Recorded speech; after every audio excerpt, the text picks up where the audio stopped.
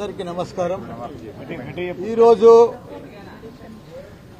బంగారం లాంటి తెలంగాణను కాంగ్రెస్ ప్రభుత్వం వచ్చినాక అతలం కుతలం చేస్తున్నారు.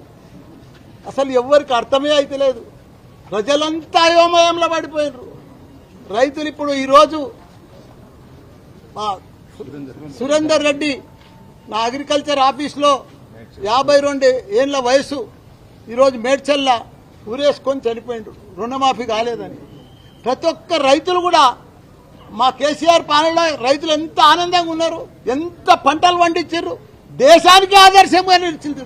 మా తెలంగాణ రాష్ట్రం పంటలల్లో రైతులల్లో అంత మంచిగా నడిచే రైతులన్నలు ఇవాళ కాంగ్రెస్ వచ్చినాక అతలం కుతలం అయిపోతుంది.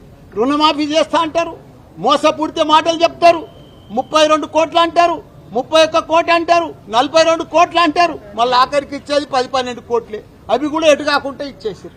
మళ్ళా గుడ్ల మీద ఒట్లు తింటారు, దేవుళ్ళ మీద ఒట్లు తింటారు. ఆ ఒట్లకు కూడా సరిగా చెయ్యరు. ఎక్కడ చూసినా ఇప్పుడు చూసినా అత్యాచారాలు, గుండాయిజము, రౌడీజము, ప్రతి జాగాలో కూడా ఇదే నడుస్తుంది. దయచేసి ప్రజలందరూ కూడా అల్లకల్లోలంగా ఉన్నారు. మంచిగా ప్రభుత్వం నడవాలి. కాంగ్రెస్ ప్రభుత్వం వచ్చినాక పెద్ద పెద్ద స్కీములు చెప్పిర్రు, కానీ వాళ్ళు ఏం ఇంప్లిమెంట్ చేయలేకపోతున్నారు.